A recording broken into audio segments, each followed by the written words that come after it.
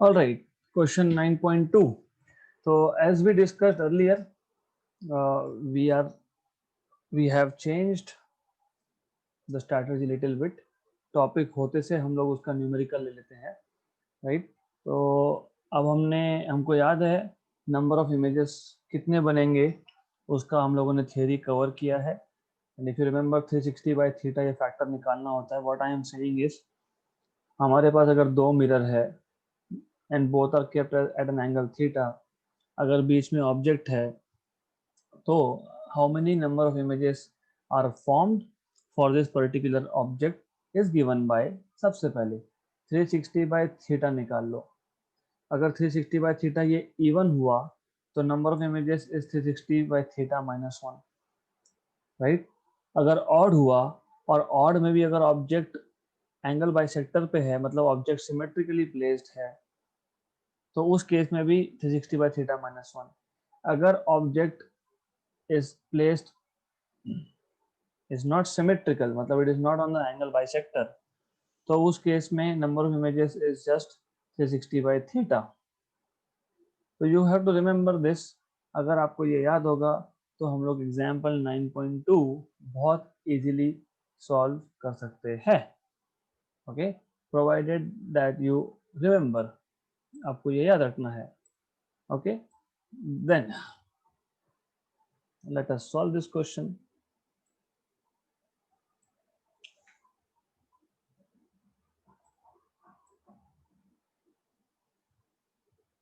Okay, a small object is kept symmetrically between two plane mirrors inclined at 38 degree. This angle is now gradually increased to 41 degree, the object being symmetrical all the time. Determine the number of images visible during this process. मतलब ऐसा है कि हमारे पास दो mirror है. Initially angle जो था वो 38 डिग्री था, ऑब्जेक्ट सिमेट्रिकल है.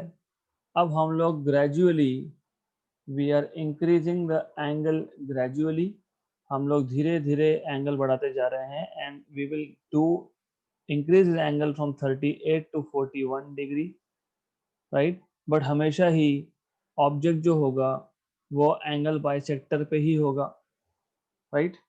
मतलब हम दो मिरर के बीच का एंगल बढ़ा रहे हैं, 38 से 41 कर रहे हैं, but during this process the object is always symmetrical, right? तो इस पूरी प्रोसेस में how many images will be visible during this process ऐसा पूछा है. तो what you can do is, first of all, for theta is equal to 38 degree, हमको सबसे पहले n की वैल्यू निकालनी पड़ेगी. आपको याद होगा स्मॉल n हमने डिनोट किया था 360 बाई थीटा, तो 360 बाई थीटा जो होगा by 38, that turns out to be 9.47. मैंने आपको बताया था अगर फ्रैक्शनल वैल्यू आई तो उस केस में आप लोग हमेशा नियरेस्ट इंटीजर लेते हो, राइट? करेक्ट. देयरफॉर 9.47 और 360 by theta is a fractional value. n is equal to 360 by theta is a fractional value.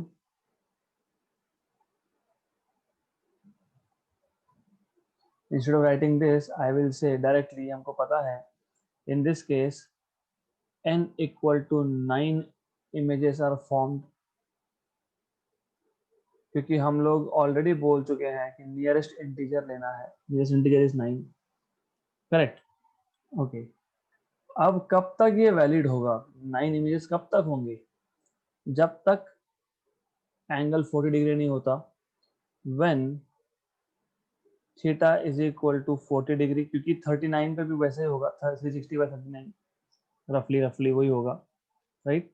9 images बनेंगे because when I put 39 degree तो 360 by 39, 3 का फैक्टर है 120 जा 13 जा, राइट? करेक्ट. ये भी 9 पॉइंट समथिंग आएगा, तो नियरेस्ट इंटीजर इज 9, तो 9 इमेजेस बनेंगे. तो we are not going to solve this. जब थीटा इक्वल टू 40 डिग्री हो जाएगा तो n इज इक्वल टू 360/40। 360/40 मतलब ये आ गया आपका 9, राइट। ऑड इंटीजर है। मैंने आपको बताया था कि जब ऑड इंटीजर हो तो उस केस में सिमेट्रिकल अगर है तो 360/θ-1, therefore n is equal to 360/θ-1, या फिर मैं लिख सकता हूँ capital N is equal to small n-1। Why? Since मैंने आपको बताया था n is odd integer and object is symmetrically placed.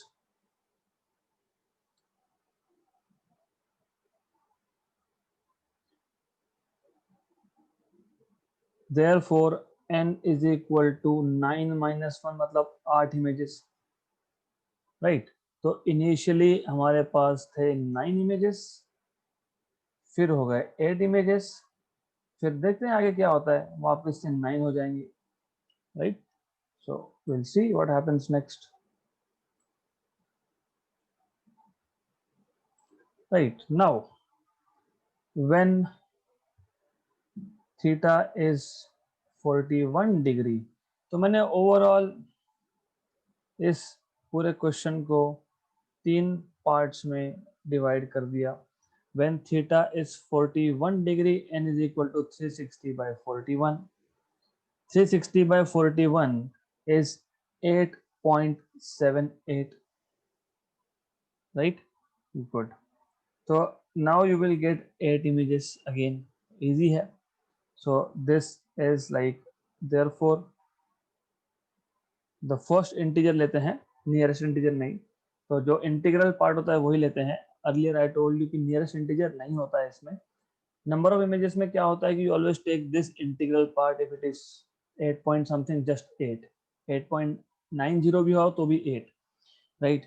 Okay, so therefore number of images formed are n equal to 8, right. तो हमें बोला था a small object is kept symmetrically between two plane mirror। हमारे पास 2 plane mirror है and both are inclined at 38 degree.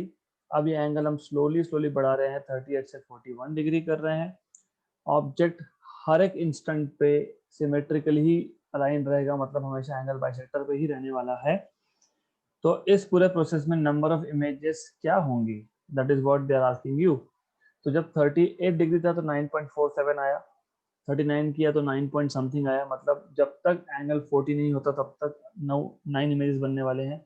जैसे ही angle 40 हुआ, number of images formed are 8 because 360/θ turns out to be 9। 9 is odd integer, और odd integer के लिए formula हमको पता है नंबर ऑफ इमेजेस का, it is given by this. तो 8 आ गए। फिर 41 डिग्री पे वापस हमको स्मॉल n मतलब 360/30 इसकी वैल्यू मिलती है 8.78, मतलब number of images form will be 8 again, right. Okay, done. Next question, a thin pencil of length 20 centimeter is kept along the principal axis of a concave mirror of curvature 30 centimeter. A thin pencil of length 20 centimeter, ये important है समझना, is kept along the principal axis of a concave mirror of curvature 30 centimeter. Nearest end of the pencil is 20 centimeter from the pole. Good. What will be size of the image of the pencil? तो हमारे पास सबसे पहले एक concave mirror है, then एक बार आपको पता लग गया कि कॉन्केव मिरर है, then what you can do is,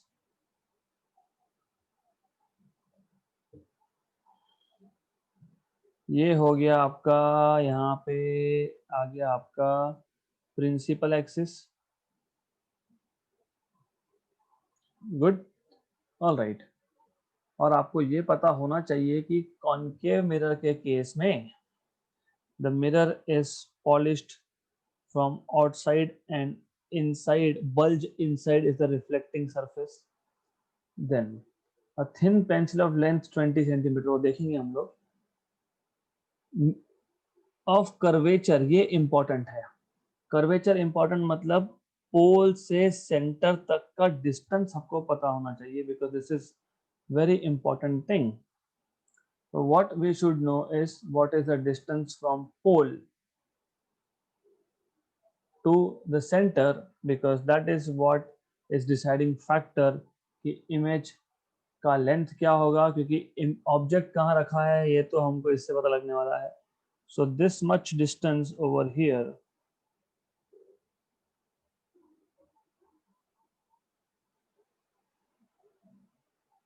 this distance is are,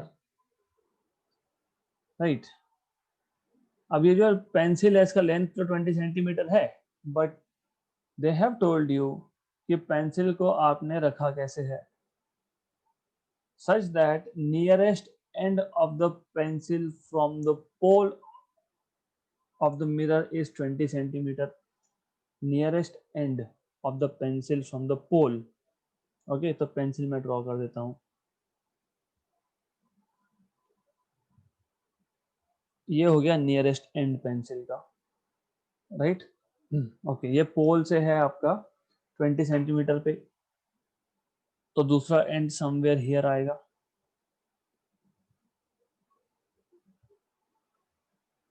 तो पेंसिल को ऐसा रखा है आपने, very good, this kind of questions are really good.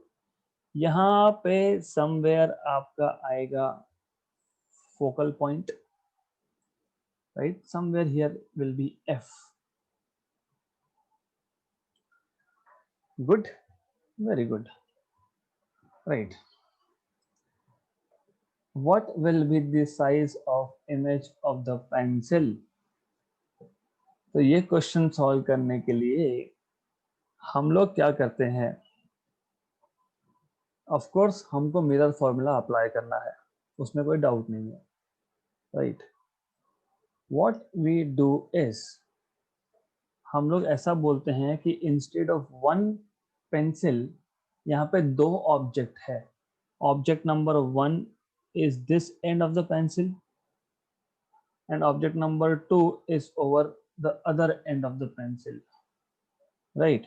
So what I am saying is, instead of treating pencil as one object, ऐसा मान लो कि यहाँ पे पेंसिल का एक एंड मतलब एक ऑब्जेक्ट है, पेंसिल का दूसरा एंड मतलब दूसरा ऑब्जेक्ट है, तो इन दो ऑब्जेक्ट के दो इमेज बनेंगे, right. So this is what you have to do, okay. Also we need to write down few basic things, जैसे कि हम लोगों को ये exactly पता होना चाहिए that the distance of object number 1 from pole is how much. Total radius of curvature है 30। फिर उन्होंने बोला है कि नियरेस्ट एंड जो है फ्रॉम द पोल इज 20, मतलब ये तो वैसे भी 20 सेंटीमीटर हो गया, तो इसका मतलब object distance for first object is 20 centimetre, तो u1 is equal to 20 centimetre, right. Total length कितना था पेंसिल का, 20। You have to know distance, okay, r30 है, राइट। u1 20 है, मतलब ये बचा हुआ डिस्टेंस यहाँ से यहाँ तक का ये 10 सेंटीमीटर हो गया। पेंसिल का लेंथ 20 था, तो ये और एक 10 सेंटीमीटर हो गया, करेक्ट। तो इसका मतलब ये हो गया कि सेकेंड ऑब्जेक्ट जो है, मतलब सेकेंड एंड जो है, that second end of the pencil is at a distance of 40 centimeter from the pole, तो U2 इज 40 सेंटीमीटर, क्योंकि पेंसिल का लेंथ कितना था 20, करेक्ट। ओके, ये डिस्टेंस कितना आया 10, तो दूसरा डिस्टेंस कितना आया 10, 10 plus centre to pole radius is 30, 30 plus 10 is 40, तो U2 इज एट 40 सेंटीमीटर, ये आपको पता होना चाहिए। तो अब तक हमने क्या किया मैं आपको ब्रीफली बताता हूँ। हमारे पास एक कॉनकेव मिरर है, ओके। उस कॉनकेव मिरर में उसके प्रिंसिपल एक्सिस पे हमने एक पेंसिल रख दिया। पेंसिल 20 सेंटीमीटर लॉन्ग था, कॉनकेव मिरर का रेडियस 30 सेंटीमीटर का है। पेंसिल का जो नियरेस्ट एंड है, मतलब मैंने 1 से लिखा है उसको, that nearest end is at 20 centimetre from the pole, मतलब farther end is at 40। Simple है, क्योंकि length of the pencil is 20 और एक एंड अगर पोल से 20 पे है तो दूसरा 40 पे ही होगा, right. To solve such questions what you have to do, आप ये एक सिंगल ऑब्जेक्ट है ऐसा अज्यूम ही नहीं करना। क्यों, समझेगा आपको। Will solve it now. First thing, we know that,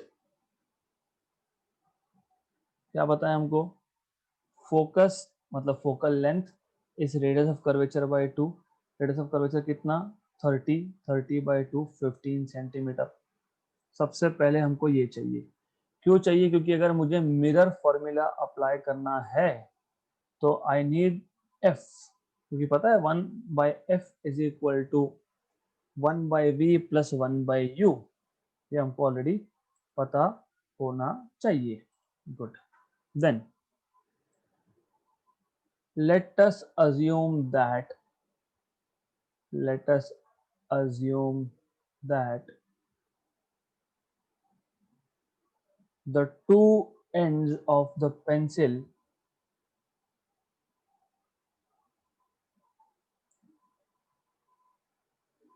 are two objects 1 and 2।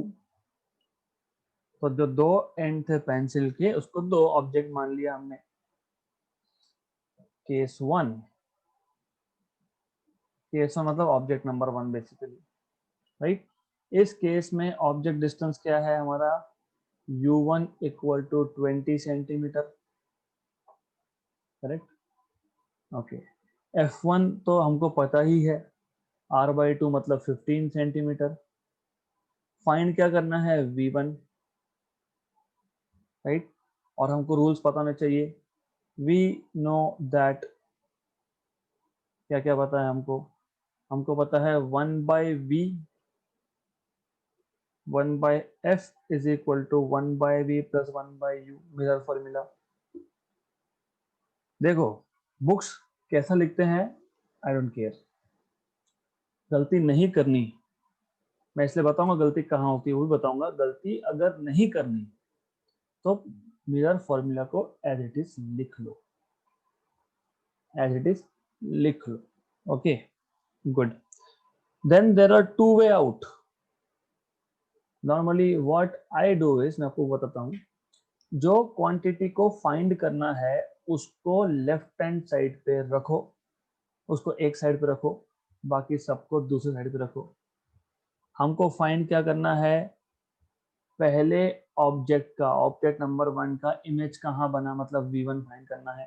तो मैं लिख दूंगा 1/V1 equal to 1/F1 minus 1/U1, right, correct.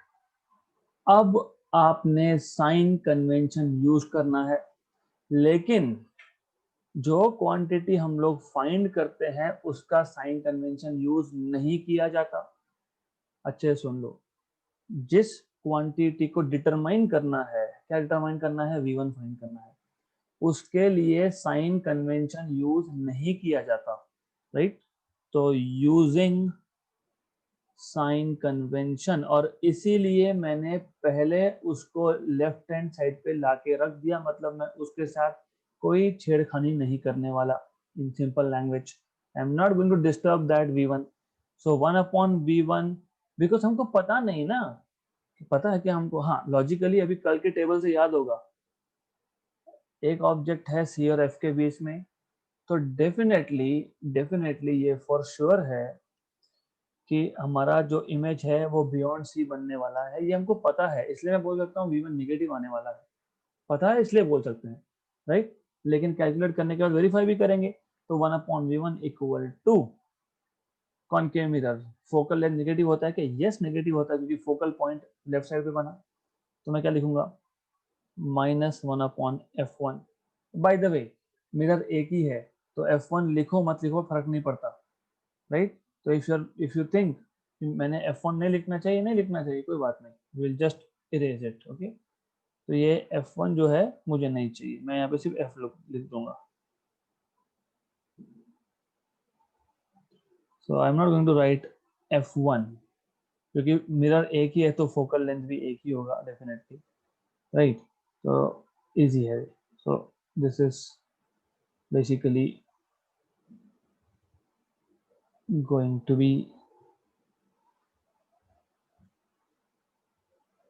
f, okay.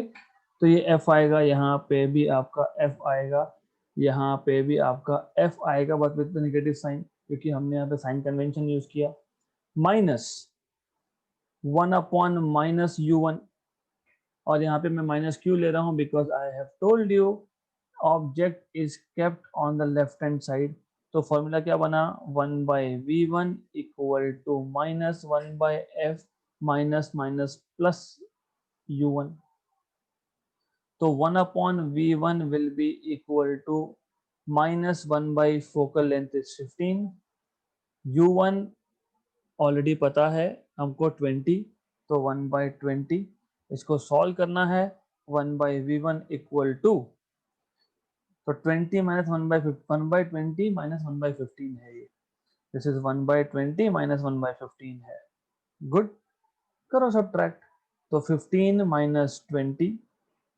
Upon 15 into 20, तो 1/v1 is equal to -5 upon 15 into 20, 1 जा 3 जा, तो हमको मिल जाएगा यहाँ से v1 equal to 60 centimetre with negative sign, correct. मतलब ये कि पहले ऑब्जेक्ट का इमेज कहाँ बना, तो पहले ऑब्जेक्ट का इमेज कहाँ बना बता देता हूँ मैं,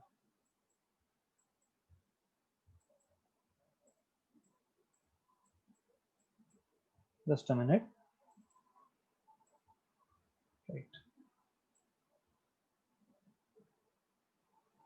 तो पहले ऑब्जेक्ट का image somewhere here it is formed, somewhere over here it is formed, 60 centimeter, okay, right. So I should point this out, question interesting है, थोड़ा सा आपको समझना पड़ेगा। तो ये जो डिस्टेंस हमको मिला है, this much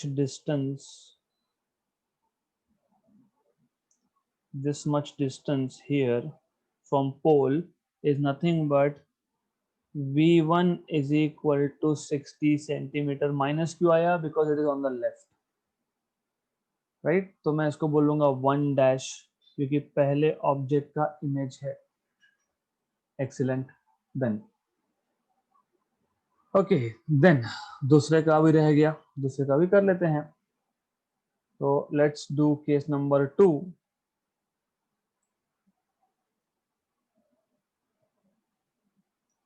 so how do we find out where is the image of object 2 is formed? So what we can do is we can start from here saying case 2 for object 2, object 2 के लिए हमने already distance निकाल के रखा है 40 centimetre, focal length दोनों का same ही रहेगा क्योंकि मिरर सेम है, v2 फाइंड करना है, मैंने आपको ऑलरेडी बताया कि हम लोग कैसे करेंगे, तो मैं डायरेक्टली अभी आफ्टर यूजिंग साइन कन्वेंशन कर रहा हूँ, मतलब मैं 1/f is equal to 1/v2 plus 1/u2, right, ये कर लिया। फिर मैंने आपको बताया था नेक्स्ट स्टेप क्या करेंगे हम, जिस क्वांटिटी को फाइंड करना है उसको एक साइड पे रखो and then do not disturb, इसको बिल्कुल टच नहीं करना। अब आप बोलोगे यूजिंग साइन कन्वेंशन, तो आप साइन कन्वेंशन यूज करोगे तो 1/v2 is equal to -1/f minus minus plus 1/u2। तो ये आ जाएगा आपका 1/f मतलब -1/15 एंड 1/u2 इज 1/40। तो ये आपका आ जाएगा 40 माइनस 15 माइनस 40 अपॉन 15 इंटू 40। तो ये आप जब सॉल्व करोगे पूरा, you have to solve this, it's easy to solve. इसको सॉल्व करोगे तो यू मस्ट गेट -24। V2 की वैल्यू आपको मिलनी चाहिए -24 centimetre, -24। Okay, you should find this to be -24, correct. मतलब on the left hand side at a distance of 24, on the left hand side at a distance of 24 from the pole। तो याद रखो ये आपका था 30 सेंटीमीटर सेंटर तक का, यहाँ तक का था 20 सेंटीमीटर। तो आपका जो ऑब्जेक्ट 2 है, ऑब्जेक्ट जो 2 है it will be formed somewhere over here, correct. मतलब इमेज ऐसा बनने वाला है, ये हो गया आपका 2 डैश सेकेंड ऑब्जेक्ट का इमेज, करेक्ट, V2। हमको क्या पूछा है, what is the size of the image. तो साइज ऑफ द इमेज कैसे निकालोगे, साइज ऑफ द इमेज कैसे निकालोगे, ऑब्जेक्ट 1 का इमेज डिस्टेंस और ऑब्जेक्ट 2 का इमेज डिस्टेंस को सब्ट्रैक्ट करेंगे। तो let me just mark this first because I don't want you to get confused in this. ये तुम्हारा आ गया, जस्ट अ मिनट, ये डिस्टेंस तुम्हारा आएगा, this distance from pole to the position of second image, समझ लेना, it is V2 that is going to be equal to कितना आया 24 सेंटीमीटर। तो एक ही जगह पे सब ड्रॉ करने की वजह से I can not show it properly, but I hope you understand. Therefore length of image और size of image is equal to, कैसे निकालोगे साइज ऑफ इमेज, इजी है, V1 माइनस V2, करेक्ट। तो ये आपका आएगा V1 कितना था -60, V2 कितना है -24, तो माइनस ऑफ माइनस, तो ये आपका आ जाएगा, this will be equal to -36 centimetre. What is the meaning of -36 centimetre, is that the image is below the principal axis. मिल गया, राइट। मैं क्वेश्चन वापस एक्सप्लेन कर रहा हूँ और एक बड़ी डायग्राम ड्रॉ करेंगे, और ये भी मैं diagram I will put it in the notes. So question बहुत सिंपल था, question was that you have a concave mirror. एक कॉनकेव मिरर, आपको पता है कॉनकेव मिरर में हम लोग रिफ्लेक्शन जो है इनर सरफेस से लेते हैं, आउटर सरफेस जो है, जो बल्ज है, that is basically polished. Then हमारे पास ये आ गया principal axis, okay, this is principal axis. इस मिरर का centre of curvature is somewhere over here, और आपको बताया है the distance of this centre from the pole, that is radius of curvature, that is 30 centimetre R, correct. Then आपको बताया है that you have a pencil and that pencil is kept something like this,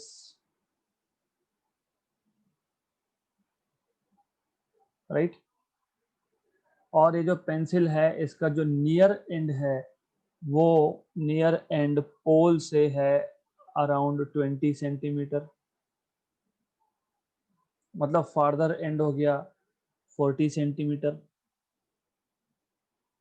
तो जो farther end है basically this farther end from the pole is 40 centimetre. Correct. हमको बोला है इस पेंसिल का जो इमेज बनेगा उसका साइज क्या होगा।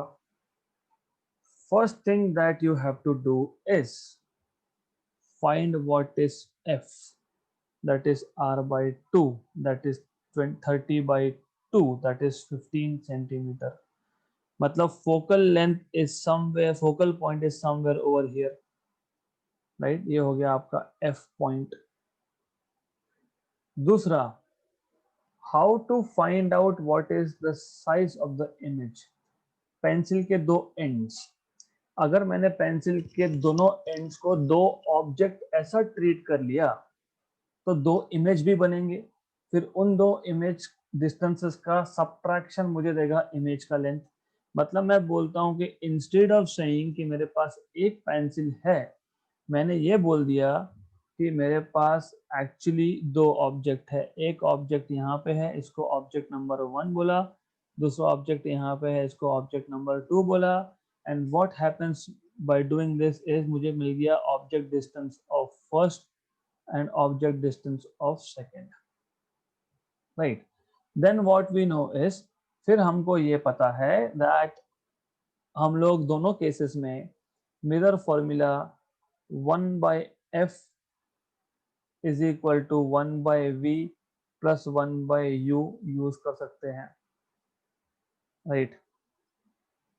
Then what I will do is, दोनों केसेस में मुझे v फाइंड करना है तो मैं v को एक साइड पे रखूंगा, right? हमेशा ये स्टेप्स याद रखना।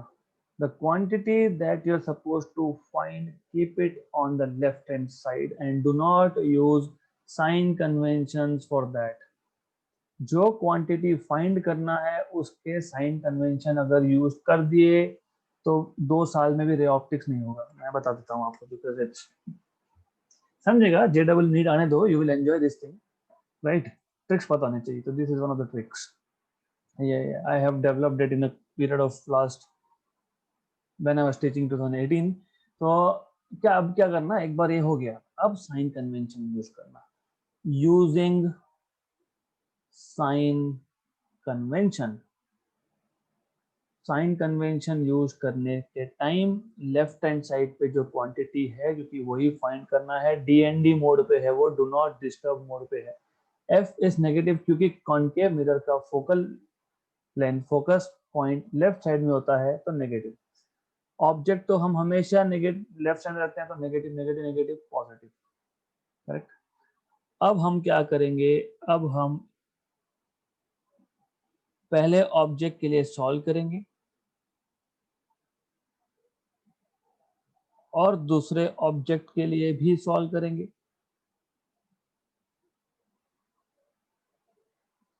यहां से हमको मिल जाएगा सब सॉल्व करने के बाद, वैल्यूज डालने के बाद, राइट? एक बार साइन कन्वेंशन यूज हो गए आपके, फिर ये f को -15 नहीं लिखना होता है।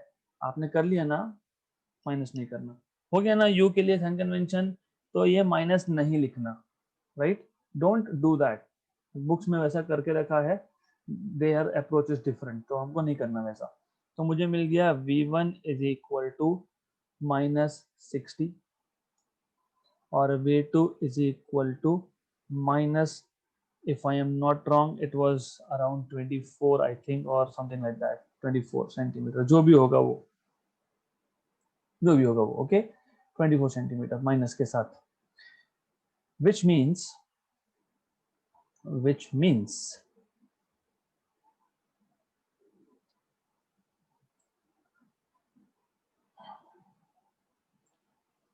इसका मतलब ये होता है that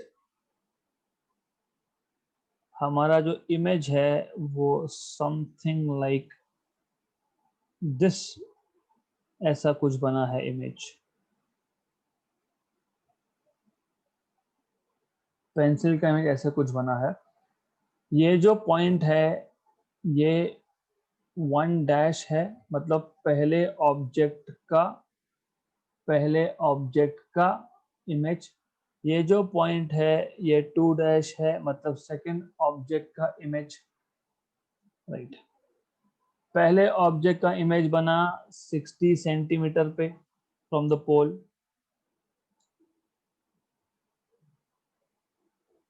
दूसरे ऑब्जेक्ट का इमेज बना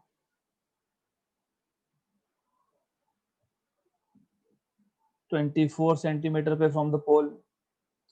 तो ये आ गया आपका V1 डैश, मतलब V1 बेसिकली एट 60 सेंटीमीटर, और ये आपका आ गया V2 which is 24 centimetre.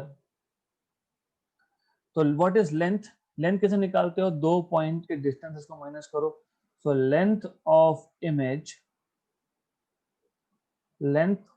image is equal to V1 minus V2 minus 60 minus of minus 24, that is basically minus 36 centimeter. हो गया solve. So this was the way you have to solve this. So this was the way of solving that question. बहुत easy and interesting question है ये. It is extremely simple and interesting question. Okay, बहुत ही simple question था, right? तो instead of treating one pencil as one object, हमने pencil के दो एंड को दो ऑब्जेक्ट ट्रीट करके दोनों का इमेज कहाँ बनेगा वो फाइंड किया, और दोनों के इमेज डिस्टेंस को सबट्रैक्ट कर दिया। That's it, this was summary of the question, right. Sign convention कब यूज करना है, कैसे यूज करना है, I have told you. Okay, then next topic that we are going to study is related to defects or aberrations. So let's see what is this topic. This is called as defects, or you also call them aberrations, aberration of images, right? By the way, अब ये defect या aberration of images कहाँ से आया? Let's see ये कहाँ से आया. The thing is, अगर from the very starting point, if you have noticed one thing, there are actually, जब हम लोग इमेज फॉर्मेशन की बात करते हैं, जब हम लोग रे ऑप्टिक्स की बात कर रहे हैं इन केस ऑफ मिरर, हम जब रेस की बात कर रहे हैं तो we are talking under some assumptions. Like if I take you back to this example, यहाँ पे तो वैसे मेंशन किया ही है कि पेंसिल को ऐसा रखा, राइट, बट जब हमने रे ऑप्टिक्स का इमेज कहाँ बनेगा, इमेज का नेचर क्या होगा, ये सब बात जब हमने स्टार्ट किया था, the first assumption was what? पहला assumption ये था that object is kept near to the principal axis. Object अगर प्रिंसिपल एक्सिस के नियर होगा तो इमेज भी प्रिंसिपल एक्सिस के नियर फॉर्म होगा, राइट? तो we have studied image formation theory for mirrors by assuming that objects and images are kept very near to principal axis. क्यों, ऐसा भी तो हो सकता था ना, ये आपका मिरर है, प्रिंसिपल एक्सिस है और ऑब्जेक्ट यहाँ पे है, हो सकता है, right? That is real life situation. हम क्या देख के रखते हैं क्या मिरर की प्रिंसिपल एक्सिस पे ऑब्जेक्ट रखना है? We don't do it, we don't do it really, right? Correct. और दैट वाज फर्स्ट assumption. दूसरा assumption ये था that when we talk about rays diverging from a point, मेरे पास अगर एक पॉइंट इमेज है, पॉइंट सोर्स है, सॉरी, एक पॉइंट ऑब्जेक्ट है मतलब, तो इस पॉइंट ऑब्जेक्ट में से जो भी रेज आएगा, दैट रेज डाइवर्जिंग रेज, क्योंकि पता है ना, पॉइंट सोर्स लिया, बटन चालू किया तो rays are going in all direction, correct? So these are called as diverging rays. So rays are diverging from this particular point. तो ये एक कोन बनेगा. If you imagine that this point source is in 3 dimension, then what you can see is actually a cone, just like वो chocolate का इसका ice cream का cone लेती हो, so it will make a cone, right? हमने जो assumption लिया था, वो assumption indirectly हमने mention नहीं किया, but indirectly that assumption was ये जो angle बनेगा ना, ये angle small angle है. So rays diverging from the object are confined to a cone of very small angle. Correct. तो पहला assumption क्या लिया था? That objects and images are formed near to the principal axis. दूसरा क्या था? The rays diverging from an object are confined to a cone of small angle. तीसरा, if you remember, अगर ऑब्जेक्ट मैंने इंफिनिटी पे रखा है तो हमने बोला था that the rays are parallel. Infinity पे जो भी ऑब्जेक्ट होगा वहां से जो रेज आएंगे वो एक दूसरे को तो पैरेलल होंगे ही, वो प्रिंसिपल एक्सिस को भी पैरेलल है, right? Correct. And they are close to principal axis, मतलब वो प्रिंसिपल एक्सिस को पैरेलल है और प्रिंसिपल एक्सिस को बहुत पास में भी है. इसको बोलते हैं paraxial rays. See, these are called as paraxial rays. Why? Simple, because they are parallel to the axis.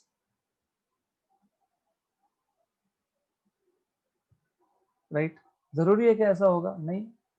I can have, or in fact, if you talk about telescopes, telescopes में मतलब हम लोग कोई स्टार या planet का light collect कर रहे हैं, तो ऐसा नहीं होता. इनफैक्ट उस केस में क्या होता है, उस केस में the situation is something different.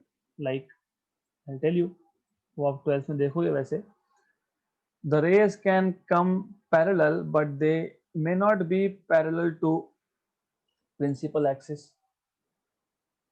Object infinity पे है, एक स्टार है वो इन्फिनिटी पे ही है, करेक्ट. प्लैनेट लार्ज डिस्टेंस पे है, करेक्ट. रेस जो भी आएगा वो पैरेलल होगा स्टार से या प्लैनेट से, करेक्ट. जरूरी नहीं है ना कि वो मिरर के प्रिंसिपल एक्सिस को पैरेलल हो, राइट. तो 3 assumption हमने we have studied image formation under this 3 assumption. कौन से 3 assumption? पहला, object and image they are close to the principal axis. दूसरा, rays from an object, diverging rays, right? They are confined to a cone of small angle. तीसरा, if the rays are parallel, they are parallel and close to the principal axis. मतलब they are paraxial, but not necessarily, जरूरी नहीं ऐसा होगा, correct. However, in reality, ये सारे के सारे assumption satisfy हो सकते हैं, नहीं भी हो सकते. एक satisfy हो सकता है, दो नहीं हो सकते, दो हो सकते हैं, एक नहीं हो सकता है, so on so forth. तो अगर ऐसा हुआ तो जो इमेज फॉर्मेशन होगा उसमें डिफेक्ट होगा और उसको बोलते हैं aberrations. So this defects introduced in the image formation are called as defects और एबरेशन, राइट. और हमको उसमें से एक केस स्टडी करना है which is called as spherical aberration. तो पहले हम लोग डिफेक्ट्स और एबरेशन लिख लेते हैं and then we will see what is spherical aberration.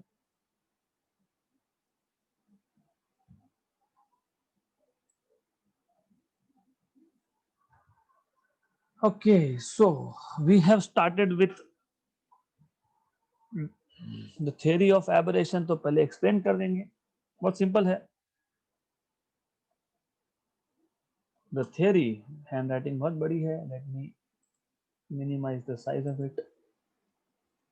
हाँ, I think this is good. Small size is good, no? This is called as, मैं उल्टा बोल रहा हूँ, जो बोलना था उसका उल्टा बोल रहा हूँ, sarcasm बोलते हैं उसको, by the way. Anyways, the theory, किसकी theory? The theory of image formation by mirrors end of course the formula, हमने जो फॉर्मूला यूज किया है ना, कौन सा, f equal to r by two और 1/f equal to 1/v plus 1/u, right? And the formulas, so the theory of image formation by mirrors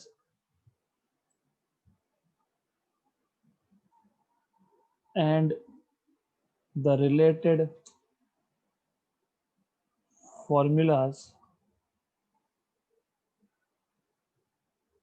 related formula that we have used,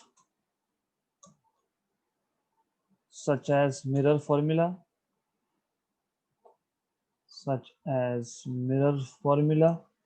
are based on certain assumptions as follows. उसमें से पहला assumption है, as I told you, पहला objects and images are situated near या फिर close to the principal axis. Okay. दूसरा, rays diverging from object are from an object are confined to a cone of very small angle. जरूरी नहीं है small angle होगा, बड़ा angle भी हो सकता है, right? Then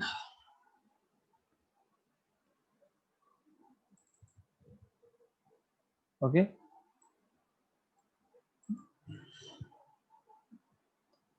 point number 3. What was point 3? You should remember this now. Point 3 क्या था? As I told you, rays भी parallel है, right? If there is a parallel beam of rays, it is considered to be paraaxial. That is, मैंने बताया था paraaxial का मतलब क्या है. That is parallel and close to the principal axis, right? Good. Then अब हमने जो ये assumption मान के रखे हैं, as I told you, ये true हो भी सकते हैं, ये true नहीं भी हो सकते, but in most of the cases in real life situation that I'm saying, these assumptions are not always satisfied. तो उस केस में जो इमेज बनेगा उसमें डिफेक्ट्स आएंगे. इसका मतलब हमने जो इमेज फॉर्मेशन के रूल्स देखे हैं, ये आइडियल केस था. हमने we have spoken about ideal cases, otherwise ray optics is going to be very complicated. Okay, so however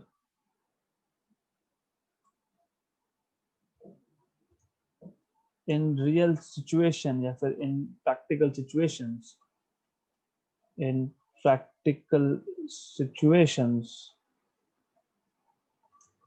these assumptions do not always hold good.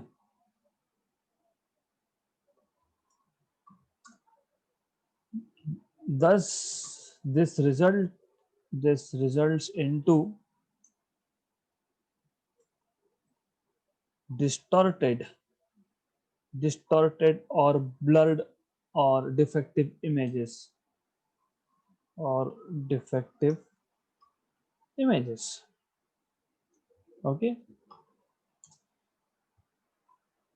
Commonly there are many such defects. इसमें से एक aberration जैसे मैं बोल रहा हूँ spherical aberration है, या there are other things like there's something called as coma, there's something called as distortion, there's something called as, if I am not wrong, उसको बोलते हैं astigmatism.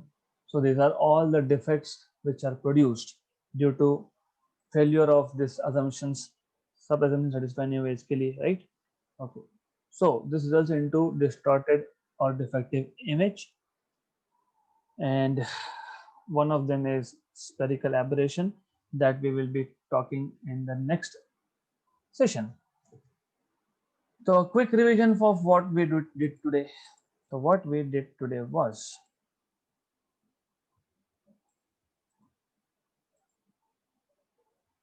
just a minute, continued.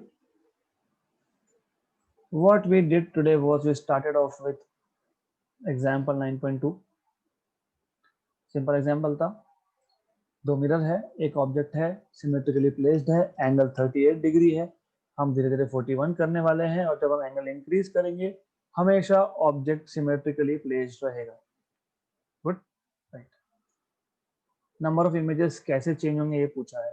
जब 38 degree था तो 360 by 38 is around 9.47, 9 images are form. जब 40 हो गया, मतलब 38 39 दोनों के लिए 9 इमेजेस आर फॉर्म्ड. जब 40 हो गया तो 360 by 40 is 9, 9 is odd integer, तो number of images is n-1, मतलब 9 - 1 मतलब 8. फिर जब 41 हो गया तो 360 by 41 8.78, तो हम सिर्फ इंटीग्रल पार्ट लेते हैं तो 8 images are form. Done, question खत्म. एग्जाम्पल 9.3 में हमने क्या किया, हमारे पास एक थिन पेंसिल था जिसका 20 सेंटीमीटर का लेंथ है, उसको हमने प्रिंसिपल एक्सिस पर रख दिया ऑफ अ कॉन्केव मिरर जिसका रेडियस ऑफ कर्वेचर 30 सेंटीमीटर है. नियरेस्ट एंड जो था पेंसिल का वो 20 सेंटीमीटर पे है फ्रॉम पोल, राइट, मतलब फार्दर एंड जो हो गया वो 40 पे हो गया बेसिकली. करेक्ट. हमको पूछा है what will be the size of the image formed. तो better to explain this question in this diagram. See, we are humans, तो हम लोगों ने एक ट्रिक यूज किया, because we have brain to use trick. तो हमने क्या किया, हमने बोला चलो मान लेते हैं कि ये एक पेंसिल नहीं है, ये दो ऑब्जेक्ट है, मतलब पेंसिल का एक एंड एक ऑब्जेक्ट, दूसरा एंड दूसरा ऑब्जेक्ट. तो हमने just 1/f equal to 1/v plus 1/u दो बार अप्लाई कर दिया. तो पहले ऑब्जेक्ट का इमेज डिस्टेंस और दूसरे ऑब्जेक्ट का image distance after applying sign conventions properly हमको v1 v2 मिल गया. तो हमको पता लग गया कि पेंसिल के एक एंड का इमेज कहाँ बनेगा 60 सेंटीमीटर पे, दूसरा कहाँ बनेगा 24 सेंटीमीटर पे. तो मैं अगर इन दोनों डिस्टेंस को सब्ट्रैक्ट कर देता हूँ तो मुझे इमेज का साइज मिल जाता है -36. -36 का मतलब क्या हुआ, ये जो इमेज है ये इन्वर्टेड होगा. That's what it means. Book में ऐसा कुछ प्लस प्लस करके रखा है, but I want you to tell exactly negative sign आने का मतलब क्या होता है, इमेज इज इन्वर्टेड.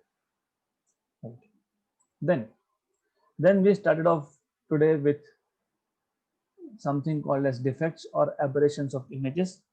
आज हमने सिर्फ assumption देखे, हमने अब तक जो कुछ भी रे डायग्राम ड्रॉ की थी, राइट, हमने देखा था इमेज ऑब्जेक्ट यहाँ पे, तो इमेज यहाँ बनेगा, रियल होगा, वर्चुअल होगा, इरेक्ट होगा, इन्वर्टेड होगा, कॉन्वेक्स मिरर होगा, कॉन्केव मिरर होगा, जो कुछ भी होगा, ये सारा हमने बिना बोले अंडर 3 assumptions हमने स्टडी किया था. पहला था ऑब्जेक्ट और इमेज ये हमेशा प्रिंसिपल एक्सिस के क्लोज होते हैं, they are located situated close to the principal axis.